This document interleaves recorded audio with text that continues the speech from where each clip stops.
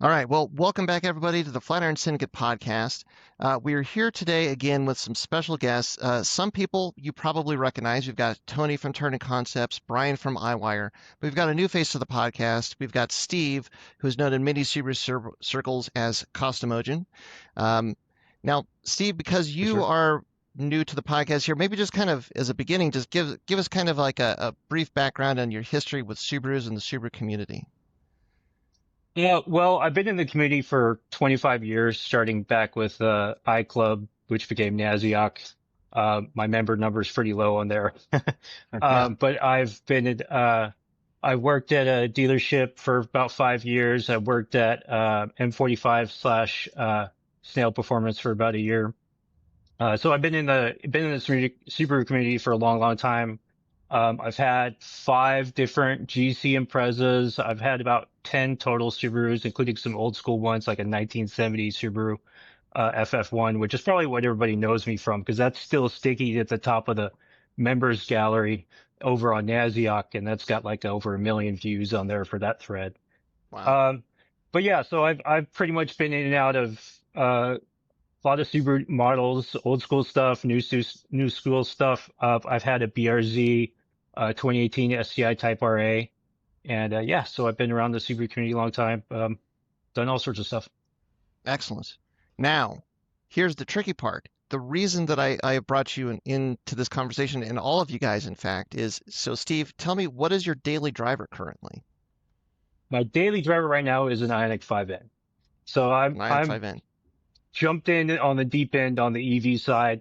Went with the I guess you could say the best EV for sale right now in terms of all-around capability and for the price, especially. Great daily driver, amazing on the track. I've got a couple sets of wheels and tires for track use with it. I've done 3 track days now with it and an autocross.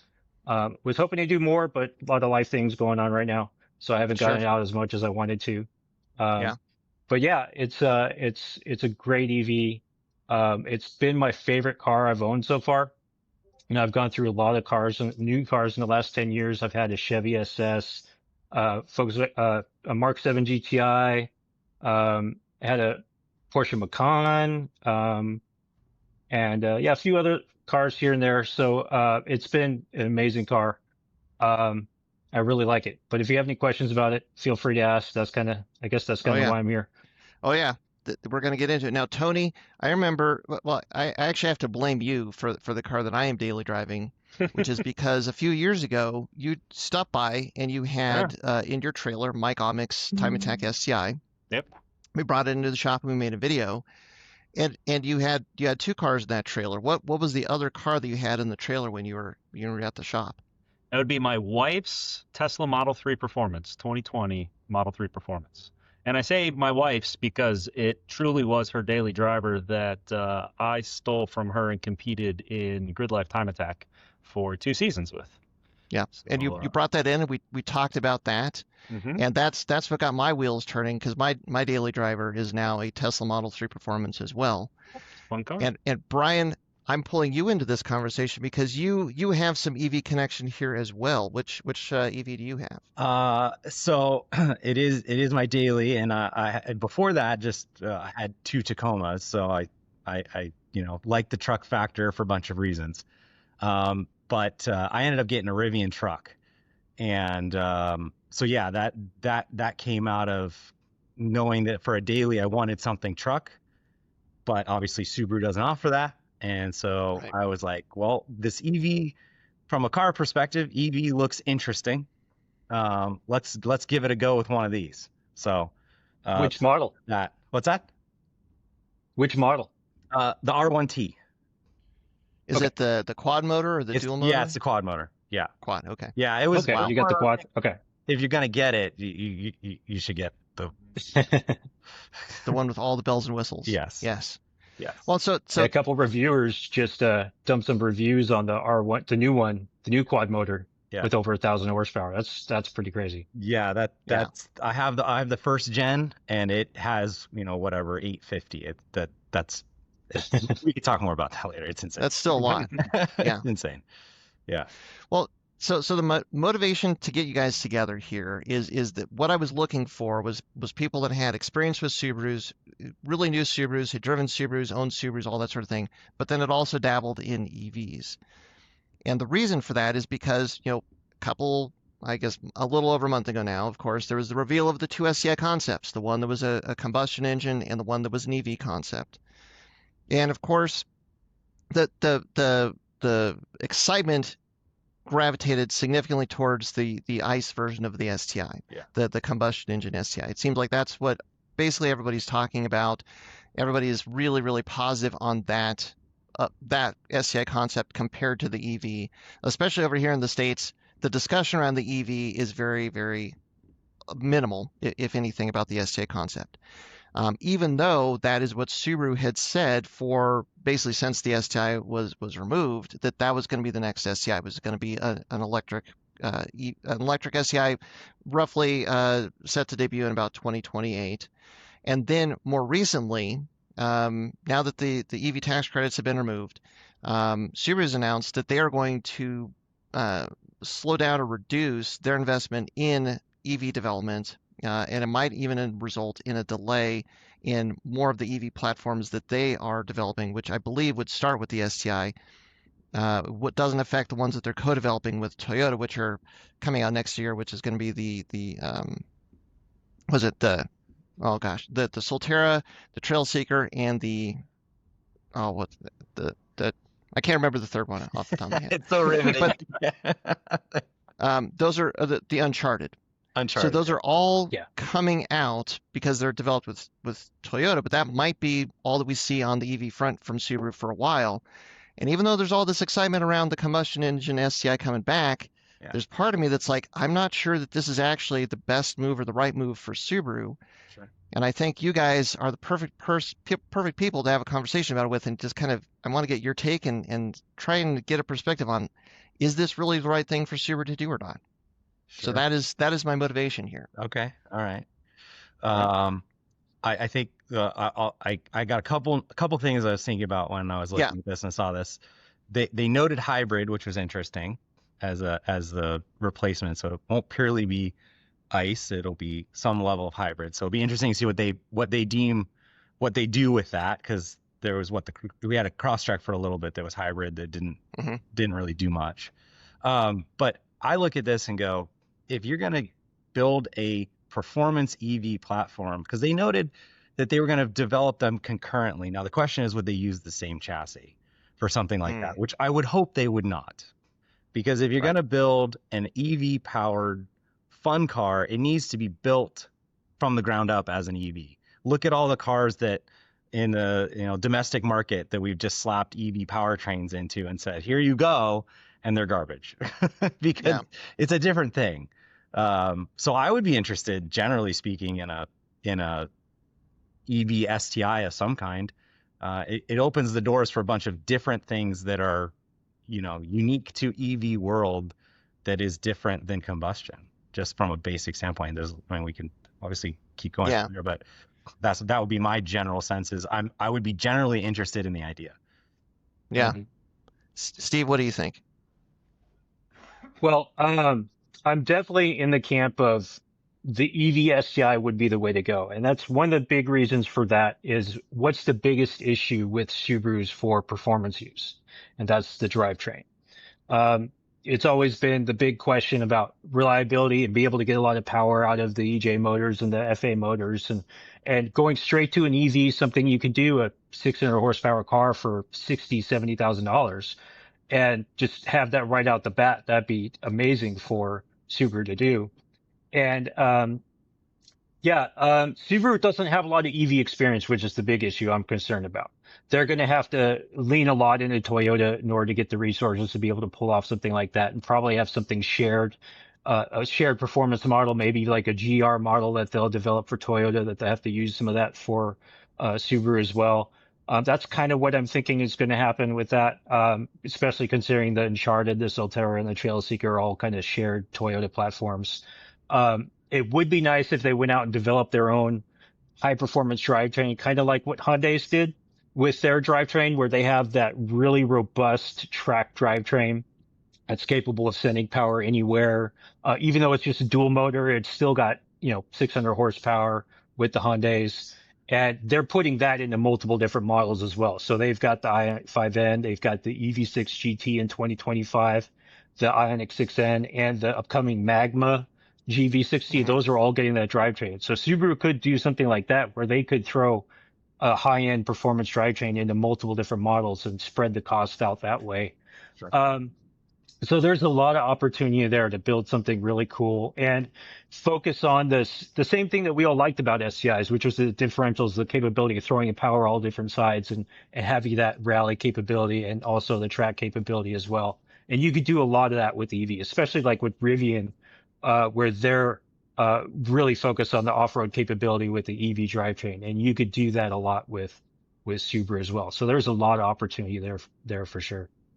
Definitely. Tony, what is your top line thought about this? I think that it's already been solved in that the 911 Turbo and the 911 GTS that just came out, they figured out how to do this. This is the exact model that Subaru should follow if they want to have any kind of hybridization or electrification of their Electric STI turbo models.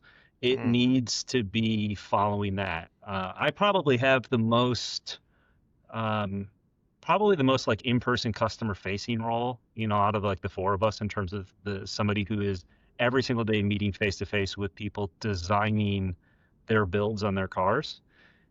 Nobody wants them to be silent. Not a single person that walks in my door wants a quiet STI. Not one of them. Every single one of them wants an aftermarket exhaust.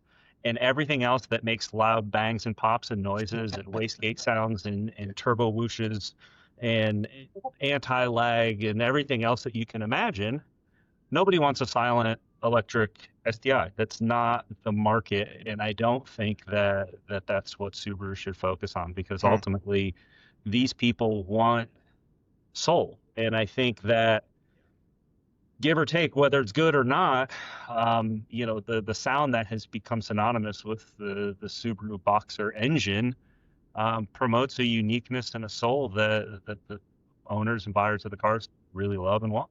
So I think it would be foolish for them to step away from that and to go pure electric. From a performance perspective, yeah, I mean, you can't beat it. I understand that. I mean, I raced a car for 2 years that was an electric car against internal combustion cars. I understand the benefits of it. But as someone myself who no longer competes in that car and who chooses to drive manual transmission, lower horsepower, naturally aspirated cars as my fun cars, I want the experience. And I don't think that's what STI is about. And I don't think that the EV market or EV STI would deliver that. I think that's fair. I think the number one thing that when people sort of ask me, like, what's it like? We jokingly call the Rivian the air fryer, because it's more air fryer than it is, a car with a soul. I think that's a great way to put it. Like if I'm, it's technology on wheels, and that's a different thing. And there's a different enjoyment out of that, because I like technology. Obviously, I'm a wiring company. Those are things that make me happy. But at the same time, if I'm looking for an experience, I'm not picking that to drive to the point. I'll take. Now, I think the interesting part would be to drive the Ioniq 5N, which I've never been able to drive. I mean, I've watched lots of videos about it. Drive that with its take on experience in the EV space, and see if that gives you something that you're missing. And it looks like a fantastically fun car to take around the corners and to have a good time with. I could go into that a little bit if you want. So what I actually test drove a Model 3 Performance last year. So I did actually have some experience with that, where I got that sensation of, oh, this is really fast and fun, but it's quiet and kind of a little bit separated from the enthusiast experience. And then when I drove the Ioniq 5N, I had this experience of, hey, wait a second, I've got this car that can do multiple different things in the same car. I can have the shift mode on, I can change the different sounds, I can have it off, I can focus on if I want to have fun, drifting it, or if I want to have fun on the track, or if I just want to tootle around and just have a nice cruiser. So it's got that kind of, I call it replay value. That's a gamer term, where it's a car that has a lot more experience in that one car than you would expect, or what a lot of us enthusiasts tend to go through a lot of different cars, and having one car that can do a lot of things at the same time with just programming and just a couple little features with the car and some good differentials and stuff like that really makes an opportunity to have something that gives you that ability to have something that's not only a good daily driver but also really fun enthusiast car. And one thing about the Ioniq 5N is it does have a rear power distribution where it's got 400 horsepower in the rear, 200 up front. So on the track, it's really fun. It likes to step out the back end coming out of a corner, even with like traction control enabled. It likes to step out. I did discover having everything off is extremely dangerous with that car. I had it pretty big off in my second lap on my first session driving that car on the track, and DB'd a tire because as soon as you get on the power, it just likes to spin and come out. And I found that just having a little bit of the stability control on with that car, it still gives you all the fun that you like with, say, an STI with the power distribution and coming out of the corner and having that kind of fun with it. It's got that kind of oversteer with it that's really fun on the track, and it drives like a rally car to me. I did discover something with the shifting mode, because the shifting mode is great for driving around. You just want to enjoy it. But it's got an issue on the track in that it uses the regen to simulate that shift. So when you're like too high of a gear, you don't have any regen. So you're actually using a lot more of the brakes on the track when using the shifting mode. And I've seen some people have an issue where they're burning through brakes a lot more. And with Hyundai, they actually developed a specific pedal mode called N pedal that has 3 different settings for like a high, medium, or low amount of regen. And that helps you actually rotate going into corners just by lifting the pedal, and acts kind of like trail braking, and also uses so much regen that you barely use the brakes except for in long straights where you're like doing really hard braking going out of a straight.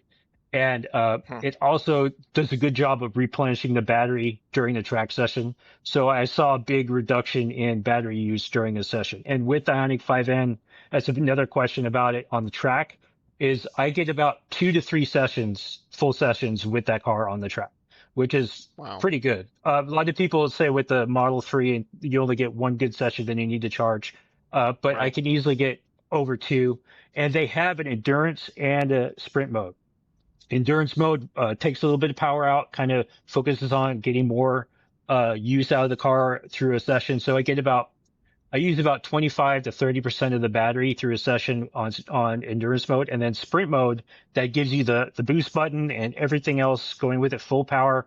I use about 35 to 40% during a session. So all those kind of capabilities are just with the car really good for track, and it just works really well. It's been my most entertaining car I've had on the track, and it's also on Thunderhill West 6 seconds a lap faster than the STI was. And that STI was tuned with RE71Rs on there, and the Hyundai had just tires on there, just some Yokohamas on their AO52s, and that's it. And it was 6 seconds a lap faster on a 1:30 course, which is a lot, and it was more fun too. Yeah. So if you have any other questions, definitely let me know. Oh yeah. Well, and so this is one of the interesting things about EVs, that they can have this Jekyll and Hyde personality where, like, if you want it to be like wicked fast, it immediately does that, at least in my experience. But if you just want to drive it, like the microwave or whatever, then it just does that too. And it's literally just you just have to change your inputs or maybe a mode to get that difference in behavior, and that's it. And that is one of the things that I like the most about it, is just like it just does whatever you want it to do at the time. It immediately. I think to me that's kind of the fun part of the whole thing, right? Like Rivian's a good example of that. You put in sport mode, it drops to the ground, and you launch it, and it's unbelievable what it can do. You can put it in off-road. I've taken it off-road a fair amount actually, and it's incredible what it does. A buddy of mine that we went with has a reasonably modified Chevy Colorado, and I'm just watching his truck bounce down the road, and I'm sitting here and I've got my cup in my cup holder, and it couldn't be more level because of that truck's ability to see what's coming. It's got independent, the suspension splits, so each articulates independently, and it's picking up what's going on the road, and it couldn't be more capable. It is infinitely more capable than I'm willing to do to get dangerous in that car, just because I don't want to rip off a bumper because I can't replace it. So it can do that. We've even taken it to the track. We got a couple laps in it before they effectively kicked us off. So yeah, we were down at Chuckwalla, and we took that. I wanted to see what it would do. And to the point of the regen, we actually had to turn some of the regen and the traction control like essentially off because it wants to straighten up the car in the corners. And so it was getting almost undrivable. So we turned it down to the lowest setting of sort of track mode that it has. It has like a off-road drift mode. So we basically put that on just to try to turn it down, so that we could actually drive the car. Because otherwise it's trying to keep you pointed in a straight direction. But I think what caught the track workers the most is because obviously it's huge. It weighs 8,000 pounds. Like it's a lot. You would G-load one of the corner tires in the corner, and you can hear the track screaming underneath it. And you can't hear the sound of the car while it's doing that. All you hear is the sound of the tires. I think they were a bit nervous about it just chewing up the track. I'm not sure that it was, but given the scenario, I was like, if you guys don't want me to put it on the track, it's fine. Sure. But it was enjoyable to drive such a, like I said, it's not an Ioniq. It's big, but it was still fun to drive on the track. It was a good time. And I think the enjoyment factor is just different between those two. To Tony's point about, STI having a feel and a sense about it. It's just different. And I would be curious to see if car taste will change to some degree about that. What is a good experience? Because we're old school at this point, and maybe the customer continues to be in that same boat of like, I want the sounds and I want this and I want that. There's a sense about it, but maybe that changes. I don't know. I'm seeing a big uptick lately in people who are wanting to restore and revive older STIs. Yeah. People who are not willing to let go of what they have. Yeah. People who have the means to be able to go out and buy a new car, and they come in and they're just like, yeah, there's nothing that excites me as much as my old whatever. People that are putting, $100,000+ into old STIs because it's more exciting for them to continue to build those cars and to restore them entirely.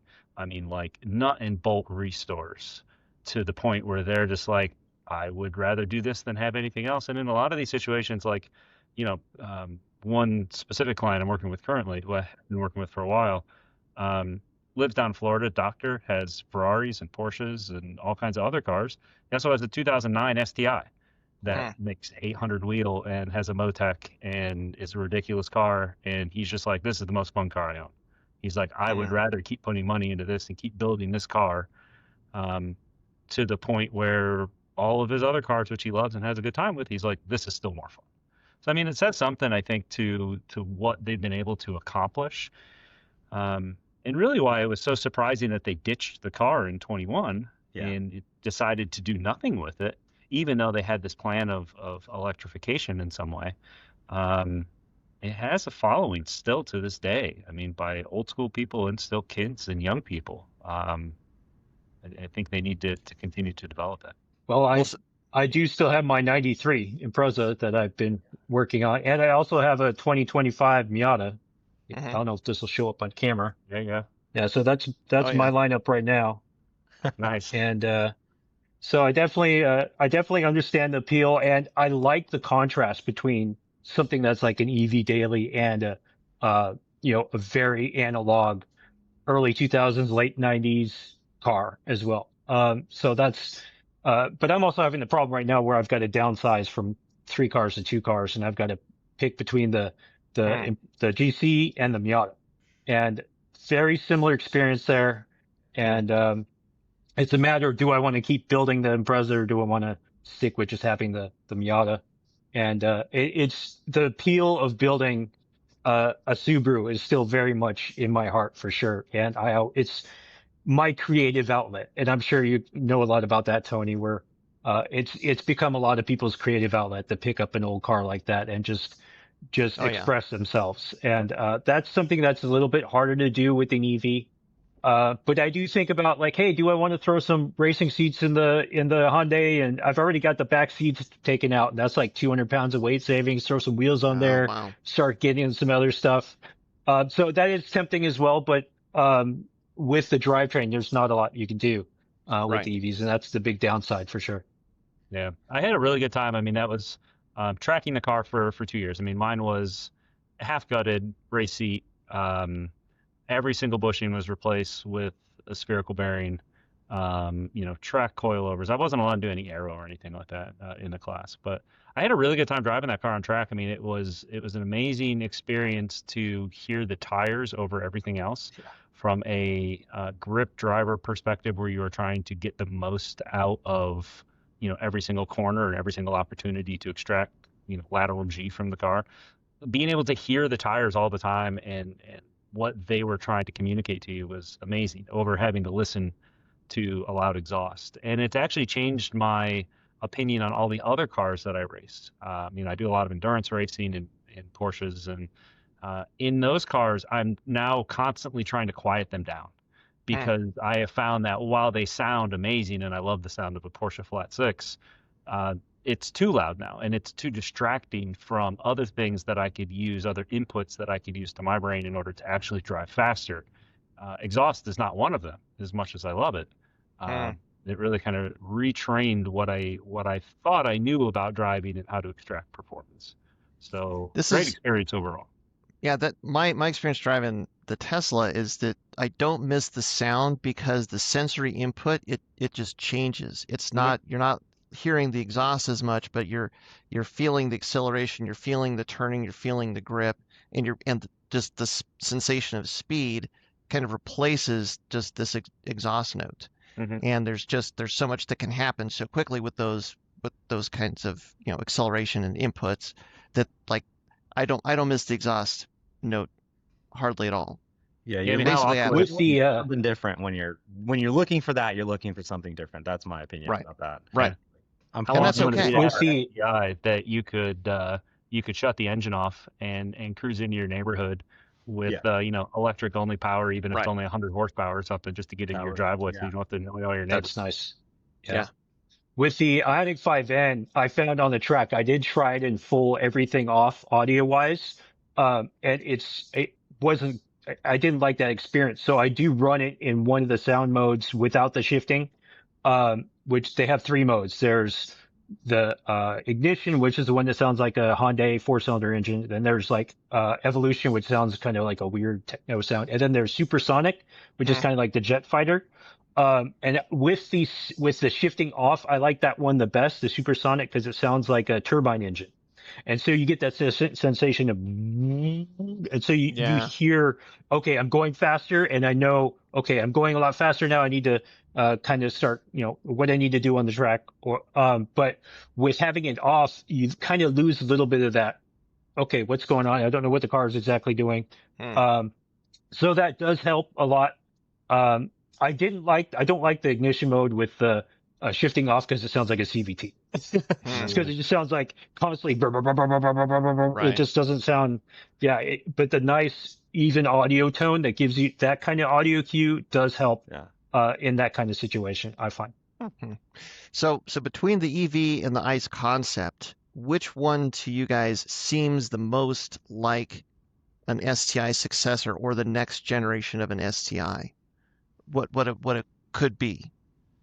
I mean, it would seem to me, given the pullback on the rest of the EV stuff, if also you got to think about Subaru as a business, right? One of the troubles with definitely EV platforms is what's the service post, right? How do dealerships make their money? It's not generally on car sales. It's going to be on the service post. And you got to assume that most Subaru dealerships are not like they weren't built as EV platform dealerships.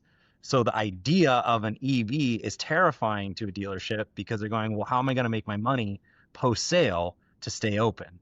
So Subaru has got to be hearing that and going, okay, what are we going to do about that problem if you don't have a recurring revenue post sale somehow?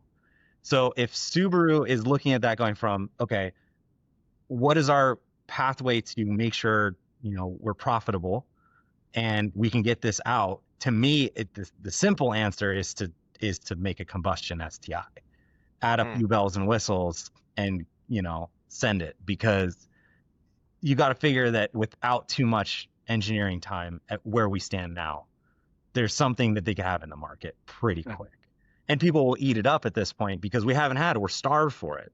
True. We won't want it, and we still want combustion STIs. Those are and we sit there and everyone here, I probably, or some degree, has driven the new WRX or had one or whatever, and it's a great car. It's a different car, but it's a great car. And so to have an STI version of that you don't have to build, I mean, is, to me, I'm like, even though I love the idea of an electric version of that, to me, I'm still excited about an STI variant of the car effectively we had, especially if it was a hatch wagon, whatever they decide to do with it. I think that's, if you're looking from a business perspective, Subaru would have to invest so much time and energy and take a risk. When's the last time Subaru took a real risk? Fair. To do what would be something akin to the electric concept that they build it ground up for EV platform. That's a serious expense and a serious risk, and I don't see Subaru taking that leap anytime. Well, 3 electric models is a pretty big risk. Yeah, but it coincide with Toyota. You have backing. Yeah, that's true. They're shared models. You're not. Yeah, the R&D cost for that is, something, but not the same as we're going to build our own from the ground for an STI replacement. That's a different. But that's what they've been doing. Yeah, that's what they've been doing. And at this point, now we're basically in 2026. I would have to assume that probably 70 to 80% of the development on the STI is probably done. Whatever it's going to be is done. Yeah. Yeah. And from what Subaru has said, they are designing the platform from the ground up for the new STI. But now that they're pulling back their investment and possibly pushing it back, I mean, maybe they've done a lot of the design work, but they haven't actually put a lot of things into production. Right. Hard to say. Sunk cost fallacy at that point. Simple business math at some point where they go, we could keep investing money in this, but are we guaranteed a return versus if we chop together a nice STI that we know is good based on things that we already have, and sure, we'll make it new, but it's built on an old platform. That's such a weird thing, though, because Subaru could have done that so many times with all the bodies and drivetrains and stuff over the last 10 years. They could have thrown some together really easily, and I'm surprised they really haven't. It doesn't make sense to me because, I mean, they very easily could have made a VB STI. I mean, absolutely. I have built VB STIs in the shop, and they're easy. I mean, all the stuff just drops right in, and you can have everything that the STI has. Up the power a little bit, and they could have done it, and they could have been selling these for the last 5 years. When I went to the launch of the VB, one of the Subaru reps, what they told me is that it was, at the time, this is 2022, and it was looking at the new fuel economy standards and emission standards, and the STI was a low volume car, but it got the worst fuel economy in the lineup, and they were, at the time, I think they were trying to hit a fleet average of 36 mpg. Which I think has now been, something has happened to that recently, but that's one of the reasons that they pulled it, because it was the fuel economy rating was so bad, and to try and get it to make power and have be able to meet the emissions standards, they didn't think that they could deliver that package, and that's one of the primary reasons that they pulled it. And with all the changes to those standards currently, my suspicion, or strong suspicion, is that's one of the reasons that they're kind of bringing it back on the table, because that landscape has changed. The question mark is, but for how long? Right. But I also put yourself back in 2022 with EV, the sort of push and excitement generally toward EV, and going, this is the solution to the problems that we have in the world, apparently. And I think that obviously that market in its entirety has cooled off. And so you have to combine your expectation based on what the market wants, and combination of the rules about emissions or fuel economy and for a company are definitely a little bit more laxed. Obviously that could change at any point, but at the same time, if the consumer demand is not EV where it was 3 years ago, and the assumed trend at the time would have increased, and it's flatlined and dropped, you got to go, well, what do people actually want? And Toyota presses that too, in my opinion, because Toyota has pressed heavily in the hybrid market. So Subaru is going to have some influence as a byproduct of what Toyota says in this regard. This is one of the wonders that I have is like, what are the biggest barriers to somebody getting in an EV and trying it? And does it kind of come down to just how different it is? Because the thing that's odd to me is that you get in the car, at least a decent one, and you drive it, and the performance that it gives you, granted without the soundtrack, but the performance that it gives you is on a whole different level. Like for instance, around 2022, 2021, when they announced that they were killing off the STI, in part, I would say, like a lot of people put into the GR Corolla is, well, this is the car that came out and that's what killed the STI for all the reasons. I kind of think it actually might have been the Model 3 Performance, because of how, like, that was just the performance that thing offered at basically the same price point as an STI was like an order of magnitude different and better to a certain set of use cases compared to what an STI was. And with the lack of development in the STI, like the gap between the performance level of a combustion STI to what these EV options that were starting to come out was just going to increase.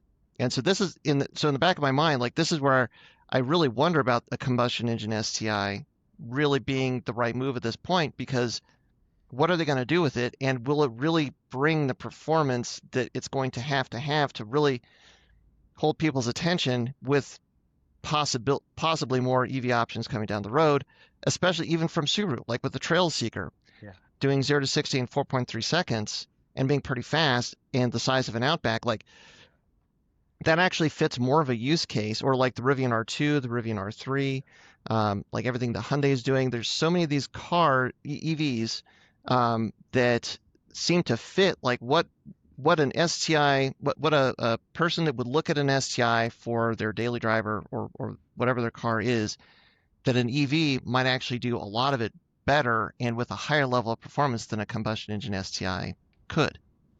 Well, I think that goes back to what, I mean, I would leave this to Tony, because his comment is nobody wants it.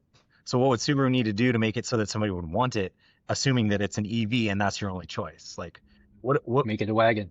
Yeah, I mean, that's the age-old debate. right. Yeah. If this is your only option for an STI, what does Subaru need to do to get somebody who has the opinions that you're seeing change their mind? I don't know. I mean, Subaru has a lot of really, really valuable data on the people who buy STIs. I can remember years ago, it had to have been 2014, going out to Laguna Seca for the launch of the 2015 STI, the VA STI. Subaru invited me out and like 9 other shop owners at that time to do a private test of the car at Laguna Seca on a Monday after the press event. And an amazing experience. And one of the things we got to do is sit through a lecture that went in depth into the ownership of the car and who was buying these cars. And they had so much valuable information on these owners, down to they knew how much the owners valued modifications, and they knew how much the owners wanted to tinker with the cars and play with them and individualize them, make them their own. They know that there's a following that will exist, and I don't think they have to reinvent the wheel to get people to come in and buy it. They just have to offer it for sale. And to the point of the market has moved on to, from STIs to Model 3 Performance or whatever. There's something to be said for that, because I've seen, in 20 some years of modifying these cars for people, I've seen it go from oh, I bought an STI because the STIs are really cool and I'm a techie guy and techie guys buy Subarus. And then it went into, okay, I'm getting rid of the STI because it's not comfortable enough. I'm going to go get a 335. And then it went from going from a 335 to a GTR. You know, as their income level increases, they want something a little bit nicer, they want something a little bit faster, they want something, you know, whatever, more exclusive, whatever the case may be. But it seems like it's going the opposite direction now. So like EVs became crazy popular because the performance was unmatched by anything that the ICE space had to offer. Yeah. And for a while, I mean, Tesla really shook up the car game because they were able to do what they did performance-wise, which no other EV to that point had ever focused on.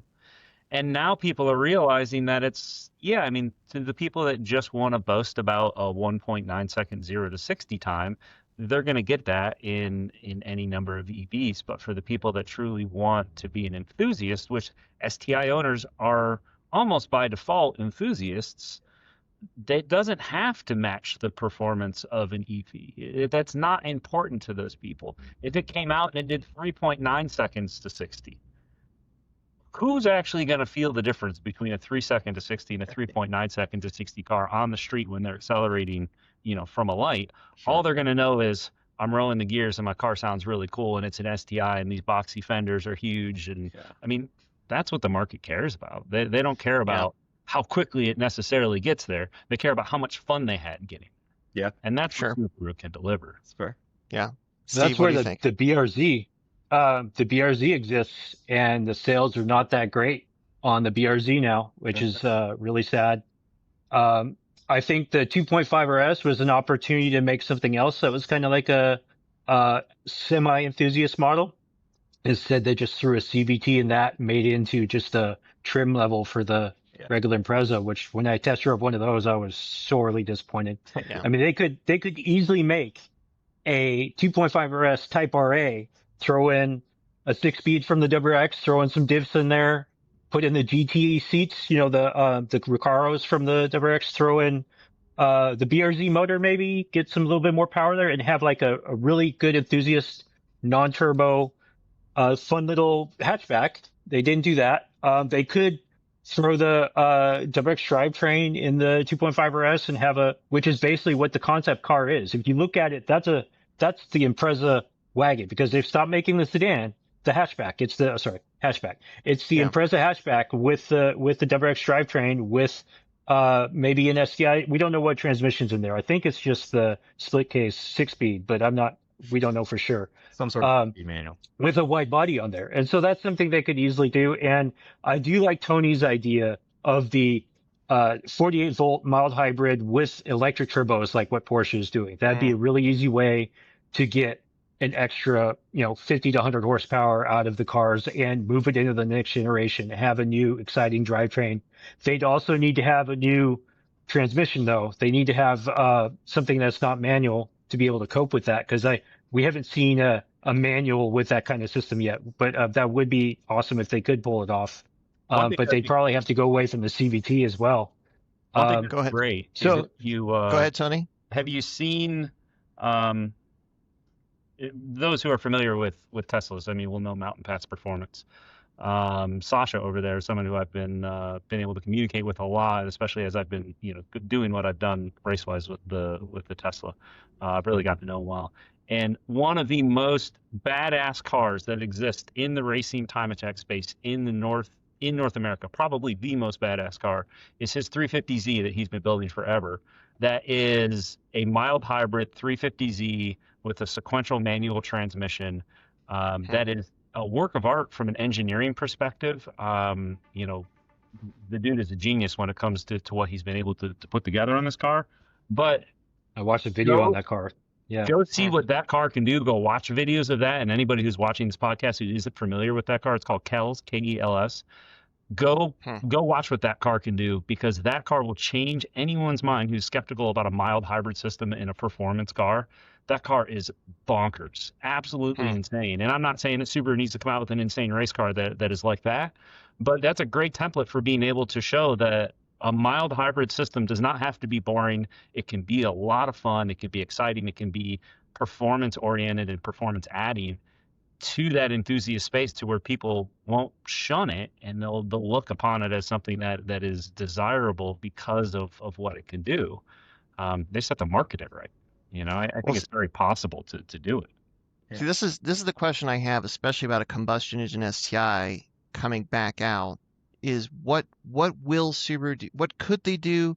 And what they could do is relatively open, but what will they do? Because they're historically pretty darn conservative. Yeah. And the thing is that I really think in this arena, if you're going to bring the STI back, if you're conservative, it's not going to go over well. So like, I think it like to be current in 2025, 2026. I mean, for a performance car of what the STI is probably going to cost, I mean, it really is going to need to be able to do 0 to 60 in probably about 4 seconds. Mhm. How they get there, that's kind of up to them. Yeah. But like, how many options do they have to get there? And I feel like it's maybe not that many. And like, if they are too conservative on the engine side of it or the power side of it, so that you can't do that, then that's where, like, if it's a $70,000 car that does 0 to 60 in 4.5, maybe let's call it 4.5 Nobody's gonna seconds. buy it. Yeah. Yeah. Yeah, that's what they did 25 years ago. 20 Right. years ago. Yeah, yeah. Right. If you're gonna do that, you have to offer something, especially at Yeah. this point. And it's And not. it's got to have they a haven't much had more it. modern drivetrain. They could build an FA20 or FA24, like a VBWX Yeah. with Yeah. the old 6-speed. I mean, Sure. keep that thing around, it's fine. Yeah. Basically build a TS model with a new 6-speed with STI body enhancements, and find a way to do that mild hybrid between the engine and the trans, Yeah. and just call it done. I mean, you'd meet all the fuel economy would be better than the WRX would be. As a Right. result, it would have more power. It would be just as fun to drive with the manual trans. I have no doubt that they can figure out how to do that, especially with Toyota's involvement. I mean, these mild hybrid systems have been done on cars going back. Well, I mean, Porsche was doing them in like 2010, Yeah. 2011. They had a mild hybrid out in the Panamera. I mean, these cars have been around like that in this configuration for a long time. It's just, are they willing to do something like that with their lineup? I mean, like you're And saying, if they have the budget to do it. Yeah, Yeah. do they have the budget? Yeah, who knows? I don't build Well, cars in that regard. It kind of seems like if the STI comes back as a hybrid, they would have more options to deliver the performance level that is probably going to be expected from an STI at the price point that it's going to have to be, compared to if they just do it 100% combustion only. Yeah. But then the worry that I have there is, like, talking about the modifications, like the hybrid cars are almost as troublesome, if not more troublesome, to go in and modify compared to just a full EV. Because EVs, you can't really, well, I don't know. I think that there will be a point in time when EVs become more, you're more able to modify them to a greater extent than what you can currently. But yeah, with the hybrid systems and all, the combustion engine, the hybrid system working together, like that's the other thing, is like, if it's a hybrid and you cannot tinker with the power, then you have kind of that same power problem that the EVs have in theory, but you don't have as much of it to begin with, and then what? Mm-hmm. Yeah. I guess maybe if you Tony said something that stuck in my brain. What basically, the STI owners are enthusiasts and want to mess with it. So if you're going to do anything that's not purely a combustion platform, whether there's a hybrid or EV for that matter, there has to be room, whether it's Subaru is accounted for it or not. Like whether they're going to sell you something or not is what I mean. That caters to that demographic, if you know that that's who's going to buy this. So even if you built it something EV related, there would have to be an opportunity for modification. And if it isn't, then it's the failure point. I don't necessarily know that I'm not convinced it would be 100% dependent on the platform, powertrain of some kind. It would just have to be, where can I take it? What can I do with it? And as long as that pathway is open, then I think you might have a shot at it being, purchased no matter what the price point is, honestly, especially once again, given that people are essentially starved for it. I'd be curious if you trended toward hybrid or trended toward EV in this case, whether or not you could feasibly have a way to tinker with it. Because I mean, as somebody who obviously likes to tinker at things, the Rivian is awesome in their technology, but all I want to do is get behind it and start playing with things. But I don't have there's no way to do that. And so the question is whether the aftermarket could do that. That would be something different than what. There are some guys out there who are tinkering with EVs in terms of like junkyard guys who are ripping out drivetrains from Leafs and things like that and slapping them into all sorts of stuff. So there is still that kind of community out there that we're starting to see develop. With Subaru, it's going to be a little bit different because their EVs are still just hitting the market. So it's going to be a while before we're going to see that kind of community. But it's out there. Tony, I have a question for you. Mm-hmm. What kind of modification did you have to do with the Tesla drivetrain for operating it on the track? We had some heat management. Yeah, I mean, the heat management is a terrible issue with those. We had some custom coolers that were built for us, like the brick coolers that sit on the motors, to try to transfer more heat away from the motors. But the ultimate issue is the batteries. The battery pack would just get way too hot. It was a struggle, especially from a time attack perspective. I mean, if you're out doing track day and having a good time, you can do a 20-minute session and you don't really have issues with it, right? Because if you're out doing a track day and you're not in a competitive environment and the car starts dropping horsepower because it gets hot, well, I mean, in some regard, all cars do that. ICE cars do that. Subarus, they drop head gaskets out if you go too long on track at, 800 horsepower. So eventually power drops off regardless of what you're driving. But I think what is critical from the way I was driving it is I was only able to do literally like one lap at a time, because the way that the Tesla state of charge works is once it starts to drop off, I mean, even if it gets to like, 85%, you're already losing horsepower. And you're constantly losing horsepower on the degrading curve the farther the state of charge drops. So for me, I mean, it was literally, I would go out and do the easiest warm-up lap that I could to try to get some heat into the brakes and the tires, while like trying to do that without touching the accelerator at all. And then I would come in, I would do one flyer, and then I would do a cool down. And by that time, even in those, one hot lap, two soft laps like that, I would go through 20% to 25% of the battery, and it would already be dropping off. I tried to do another hot lap after that on any kind of track that wasn't like a lime rock, super, super short track. It was dropping power off on the second lap, and I could just watch my lap timer. I'd go down a straight on the second lap, and you just watch the lap time degrade because it was dropping so much power already. So yeah, heat management stuff. There's not really much you can do. The most fun I ever had with that car, honestly, was part of the Model 3 challenge that Mountain Pass put on, where we installed like power regulators in order to try to get all of the power to line up between the different models, so that we were all making roughly the same power, regardless if you had a rear-wheel drive or an all-wheel drive or a performance or a long range or whatever. And essentially was driving around with like 150 less horsepower. And that was a blast because you could do a 20-minute session at a very consistent fast lap time if you were, fast enough driver.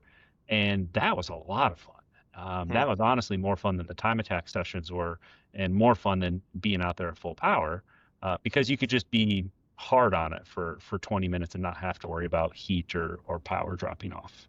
Well, and Tony, I think that's the big difference between the Hyundai and the Tesla. And one of the reasons why I went with the Hyundai is it doesn't have those heat management issues with the way they designed the drivetrain. And you can hammer it on it all the way down until under 20% battery. And it starts to lose power around at that point, and it could just keep going lap after lap after lap. And I don't have to worry about it. Even like with ICE engines, like with my Impreza, which I've taken the track several times, the 93, and that's got a WRX swap, and that one I always have to worry about.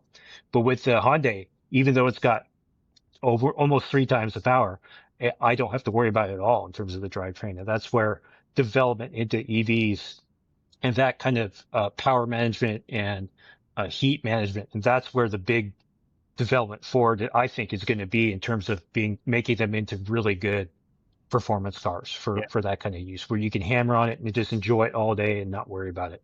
That's also Yeah, a I much mean, newer car. If you look yep. at especially the architecture of my Model 3, I mean, it's old.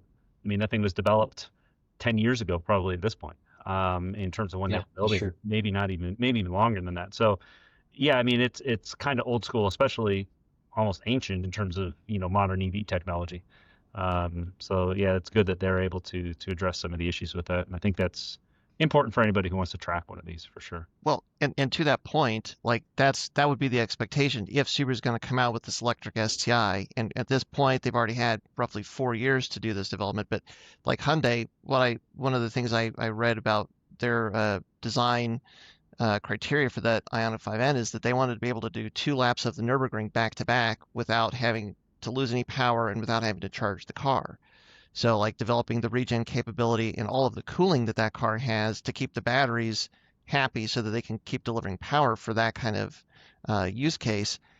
I mean, I think for a performance EV, like that's kind of what the STI would need is something like that, a design with those kind of parameters factored into it, so that like if people want to take their STI to the track and it's an EV, they can and have still an STI experience even though it's an EV. And then that's one of the X factors because we don't know anything about it. Would it and could it? Mhm. But the counter to this is, does the track performance matter? And I think that the answer is, even for STI people, maybe for STI people a little bit, this is not as much the case, but I think track performance really doesn't matter because I think so much of the enthusiast base now is not going to the track. They want it to daily drive, and they want it, and then like spirited on ramps, get on the highway or go up into the mountains. And that's really what their use case is, and that's what the want is. It's just such a small percentage that is going to the track. And Yep. that's where I think the EVs are like just so lights out better than anything that the combustion cars can do Yeah. for this big percentage of the use case. I go to the track a lot. I mean, I'm there, I don't know, 15 weekends or something this year. I do a lot of racing, but specifically following, the full Gridlife season, coast to coast, doing full Gridlife season with anywhere from, 5 to 12 cars on our team. And I see the most STIs driven by spectators in the parking lot who are showing up to come witness the activities of a Gridlife weekend or an on-track weekend.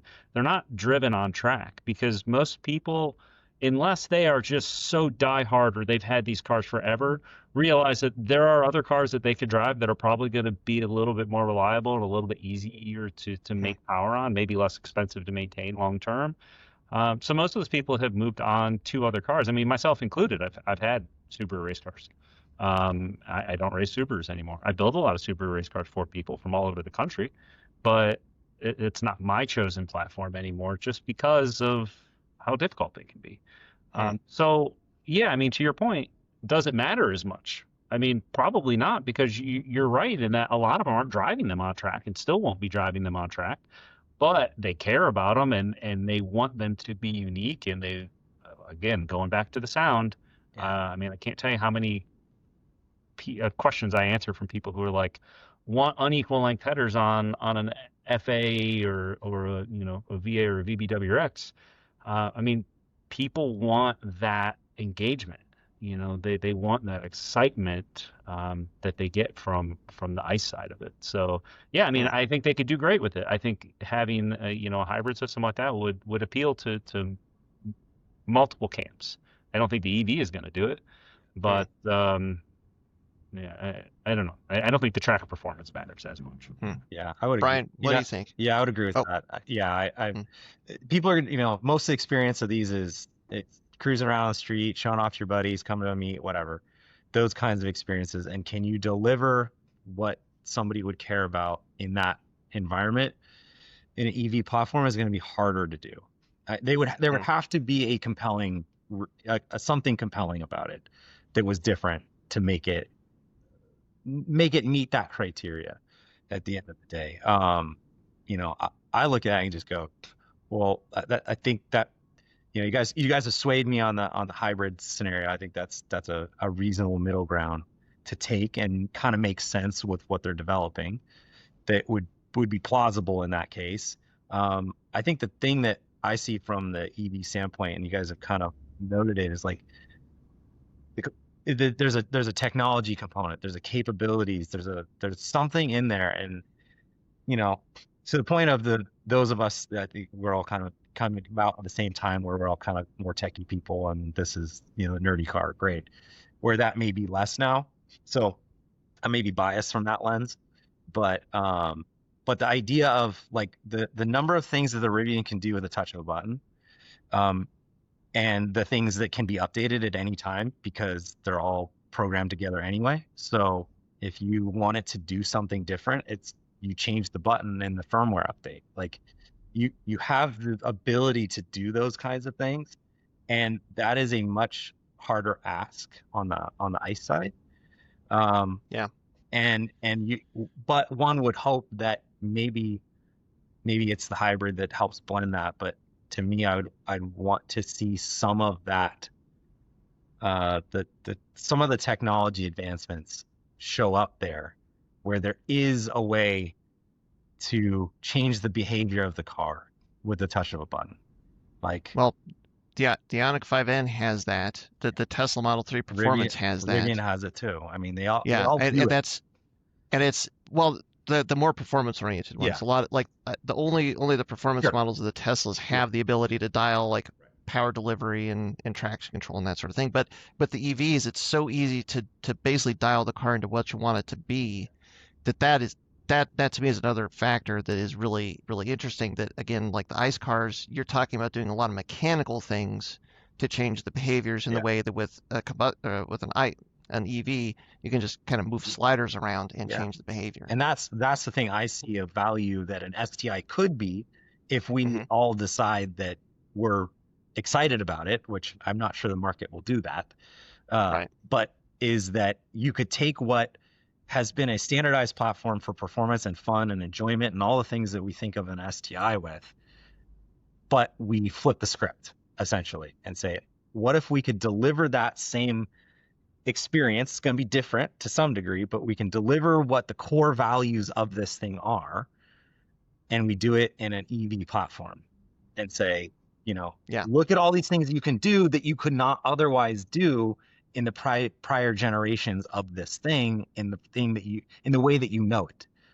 And so, but let's take those characteristics and the things that we care about, the things that we get excited about, and then, reevaluate it in this platform. Could be an opportunity. I just had an idea based off of that.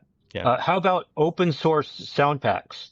Sure. So you could actually create and modify your own sound packs for the car. Yeah. And how about open source shifting too, Yeah. where you can actually customize shift points, add gears, change gear ratios. Right. You can do all that open source, as opposed to just getting from, the actual company and saying, this is what we're going to do. We're not going to do anything different. 100%. Actually make it open source. 100%. I've actually played some games where you can go in there and customize gearing and like add gears, subtract gears, change the amount of what the ratios are, things like that. That would be something I would actually really like to do with the Ioniq 5N, because I'm at the point where I've tried everything in the car. I want to try some new stuff, and having that replayability with the car would be great. And Subaru could explore that. That would be really good. But it's all about the executives at this point, getting them on board. That's been the thing where we're seeing some brands have executives that are not on board with performance, which we're starting to see with Subaru starting to turn around on that. But Hyundai has had a huge push towards performance. They actually said, I think they have like 6 or 9 new N models coming in the next couple of years. You've got Honda starting to come out with some more performance models. You've got Toyota, obviously, with the GR lineup. And then Porsche pushing their GT cars a lot. They sell more GT cars, I think, than regular 911s now. Subaru would be smart if they actually spun off STI and made that the performance brand and say, hey, let's make these all the enthusiast models and focus on having those as being more like customizable models with lots of options and higher margins on each car, with manufacturing less of them, kind of like what Porsche does. and giving us as a consumer the ability to choose a lot of that would be, I think that would be a really good direction for Subaru, since obviously the executives for the main brand want to stick with the regular consumer building their Crosstreks and Foresters and Outbacks. Yeah. So I think that would be probably a good direction for Subaru in general, but whether or not they'll do that or be willing to invest in that, that's the big question at this point. Well, see, this is the concern I have is ultimately is like looking 5 years down the road. Like a five years from now, what is the car landscape going to look like? Because like you see what Hyundai is doing and how aggressively they're moving into the performance area. Porsche has, I mean, they've always been there, but they're just increasing their hold on that enthusiast market. Granted, at the higher end, and Porsche has left the gap, and that's a whole nother discussion that somebody could move into for like the more affordable, like say between $50,000 and $100,000 with an enthusiast car, performance cars, and that sort of thing. Subaru can BMW's move in kind there of there too. now, but they're going higher. Yeah, yeah, yeah. And it does, if Subaru doesn't recognize that and move into that space, then somebody else is going to do it, and there's going to be competition in there, which hopefully for us as enthusiasts, we win.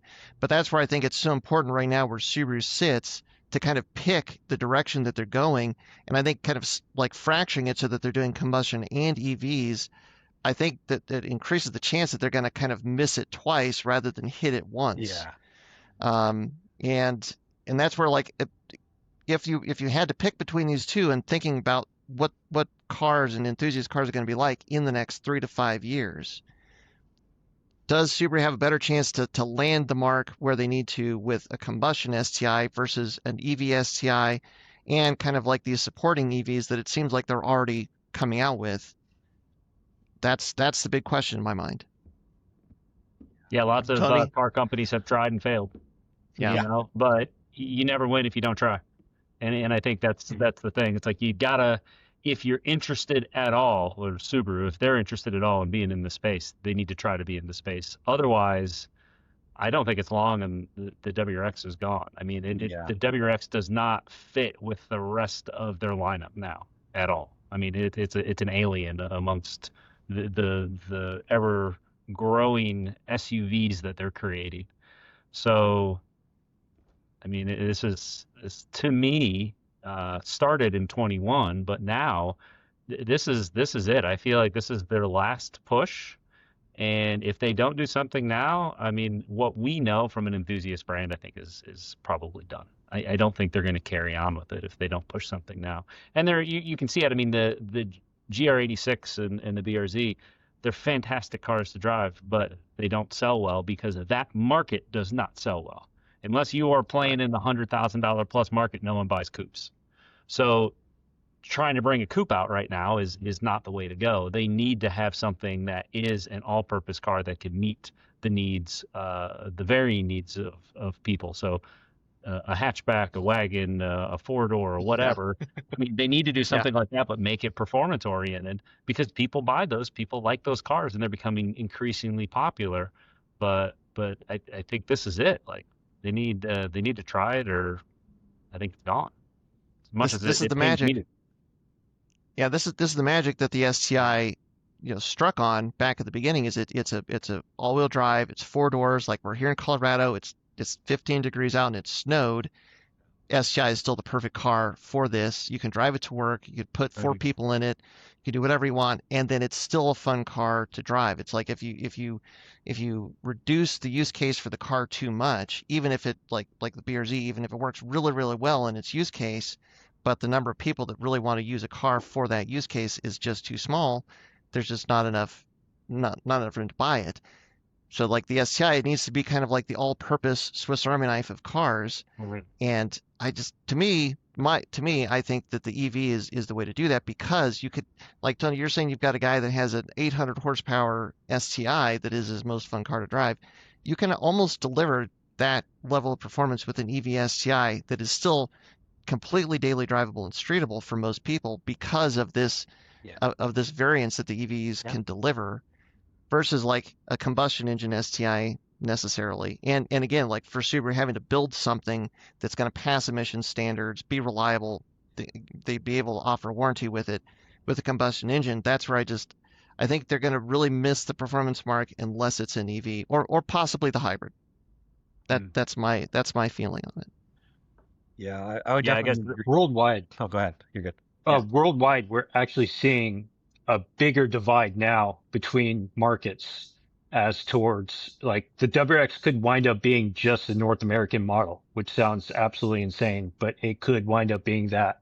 And we're seeing a lot more EVs being focused on European markets, and we're going to see a lot more ICE cars being built on for the North American market. And there's going to be that big divide worldwide where some markets are going to have some kind of car and other. For a while there, the last 20 years, it's been they're making global cars that are for everybody, and we might actually start seeing that split start to occur more, where there's two different markets for ICE and EV worldwide, and some Yeah. markets accept some don't accept others, and Yeah. it might hurt a lot of manufacturers like Subaru that are smaller and they can't handle doing that many different models for the different parts of the world. So you're Yeah. right. It could be no more BRZ, it could be no more WRX if things don't go right, but we'll find out. Yeah, Yeah. that would be my fear because of Subaru's scale. Like to split that, to say we're only going to make these cars for North America. I mean, we could see the sales numbers. That would be challenging for them to do that.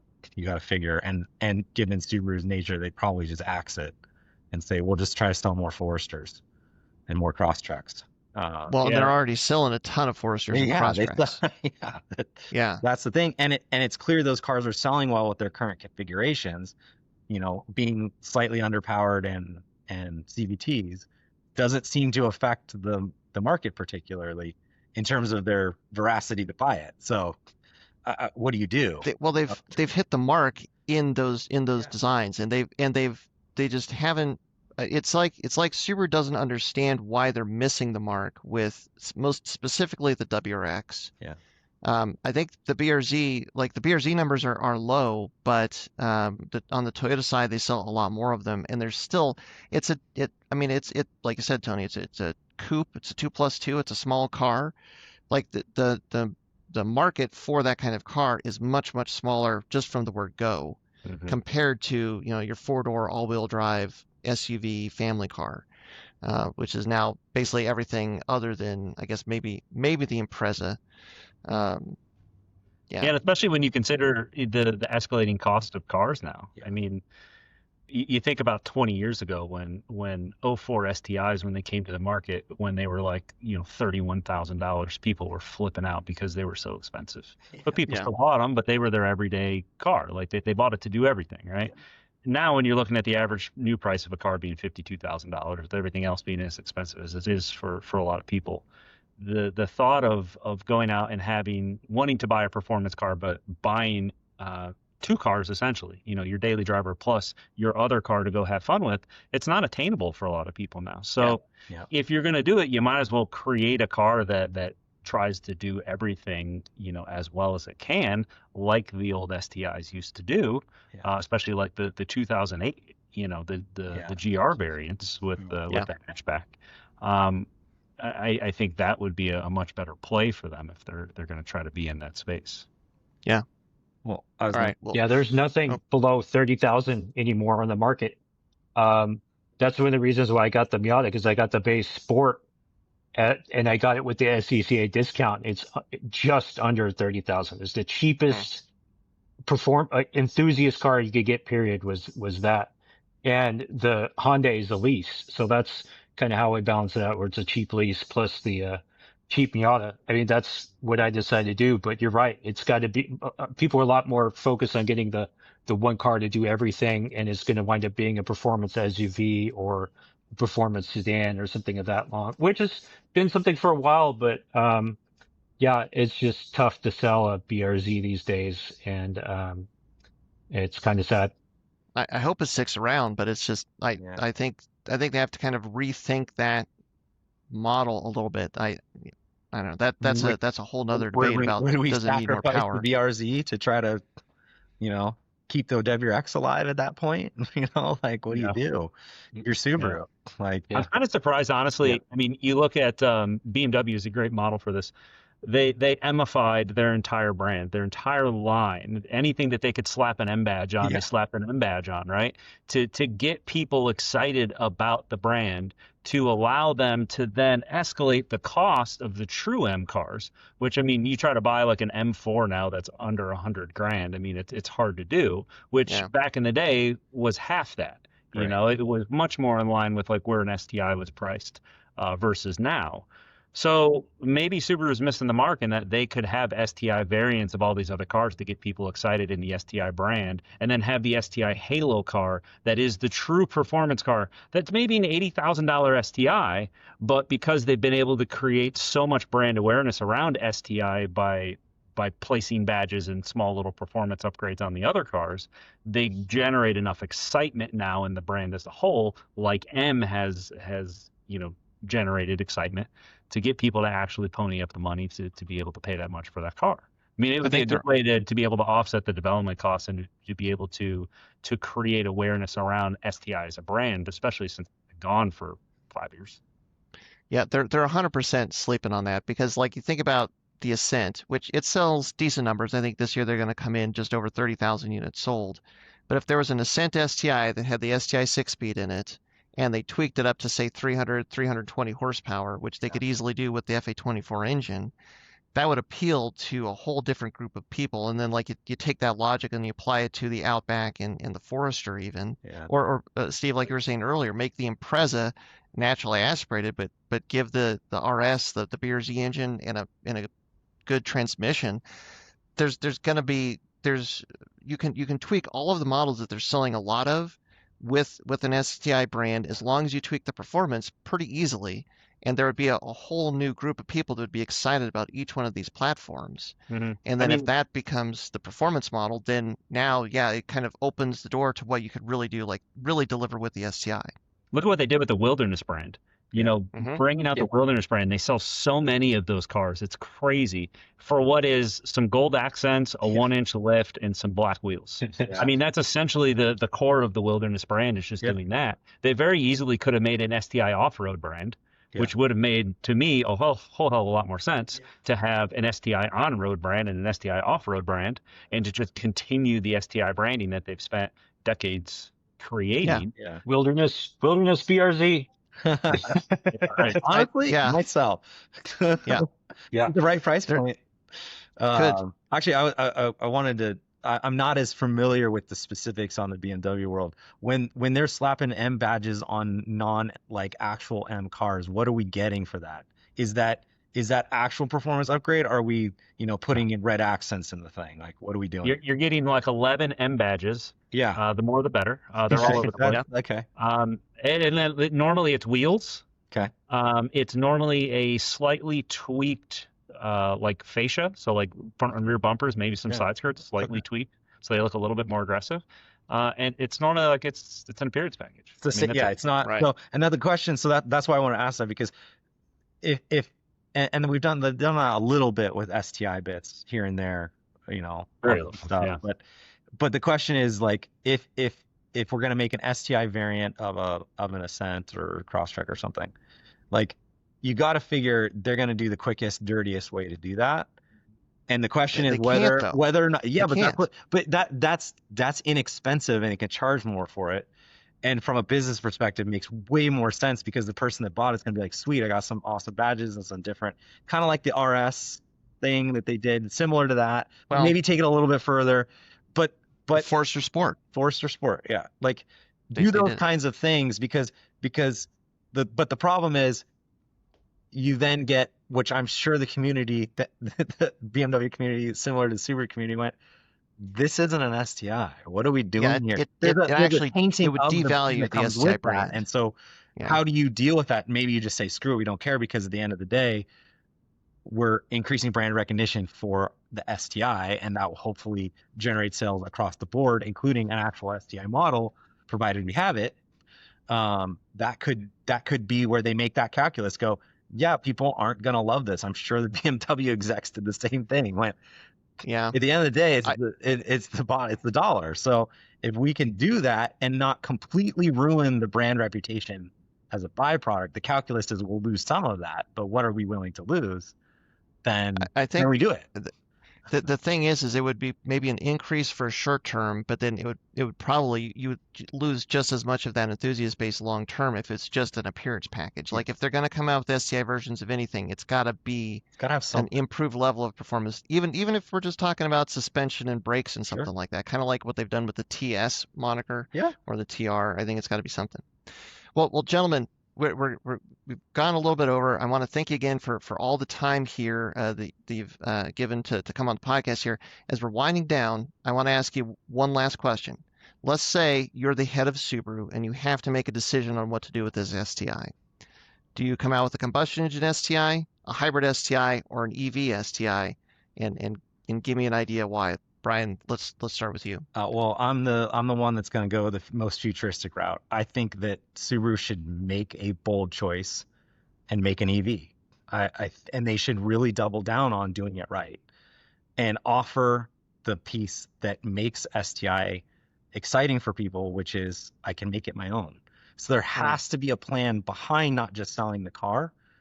They need to make a very good EV. The Ioniq is a great sort of template for that. What you can do, and then make it a Subaru thing, and then know that right behind it is here are the things. And Subaru has an opportunity here to bring some of that back in house and say, pay us, because to the point of the dealership problem of like, I don't have service money to make on these cars. So to incentivize the dealerships, maybe there's a upgrade pathway through the dealership through this car so that they can get some recurring revenue, which is what the dealership's going to care about, which will counterpoint the Subaru as a whole. So and you also make it so that the enthusiast side of it has something to look forward to. So they can get excited about make their own. And that is a start point for the thing that makes us all own these cars, which is they're great cars, but we have a really straightforward pathway to make them our own. And enjoy driving it and go, I want to pick this up and I'm going to go drive it and have a good time. And I'm going to take it to the track once every 3 years. Fine. But I'm going to go enjoy it on the weekend and show it off to my buddies. Like that to me. And but from a Subaru perspective, that's a very bold decision to make from their perspective. Yeah. I'm not sure. I'm not convinced they would do that. But if it were me and they said, put the stakes on the company, here you go, that's what I'm doing. Nice. All right, Steve, what do you think? EV. Okay. I think I would immediately look as that being my next car once the lease is over with the Ioniq 5N or whatever else I had as a daily. I would immediately go right into an EV STI. I'm planning on either the Ioniq 6N or the GV60 Magma as being the next lease car after the Ioniq 5N. However, if there was a manual wagon, I would immediately go with that. I would ditch everything, go right for that. Yeah. Tony, what do you think? I think they need to go bold. I would say split the brand, create their own STI brand, almost like Toyota's kind of done with the GR, but lean into it even more than that. And then bring out 3 different models. Move the WRX over to an STI brand. You can even keep it the same way it is now, but start to STI-ify it. Even at the baseline, put the STI 6-speed on it, make it an STI, which would be easy for them to do. And then create a hybridized version of it. Keep it manual, keep it fun, keep it engaging, put the big box fenders on it, have it be a separate body from what the WRX is now to call it out and make it unique. And then take and use the opportunity from an EV perspective to create that coupe that they keep showing. And make that like super futuristic badass EV coupe that they have been showing off for years now. Make that and make that the EV play so that they then have a broad range to draw people into a dealer to show what STI as a brand can mean from a more traditional standpoint all the way up to the super futuristic standpoint. Interesting. There's an EV factoring in for all of you for the future of Subaru still. Sure. Yeah, I like it.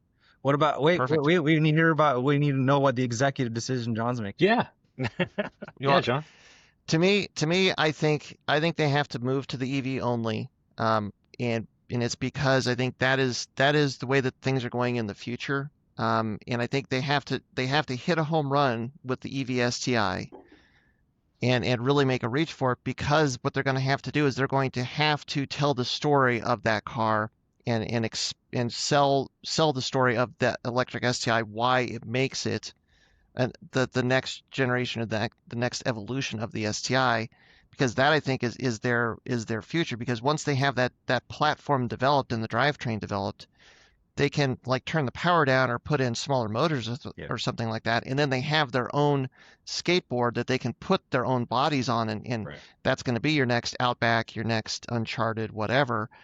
That is the detuned STI skateboard, but it's going to have all of this capability that makes a Subaru that is showcased in the STI EV. I think they've got to think of that broad future picture of what the STI skateboard can and should be for them, and that's why they've got to just make this move into that future path, because once you've got it, then you can develop it in all these different directions, where if they pull money from that EV development and pour it into this STI that's going to be combustion, if they don't do it right, which is my biggest fear, then like that's where the balloon pops. Yeah. If they miss the mark with this combustion STI, I think they're as far along as they must be with the development of the EV STI. I think that is a much safer bet, and it's money that's already probably been spent in this direction. It's better to stay on that path rather than if they half-ass this combustion STI in any way, shape, or form, it spells doom.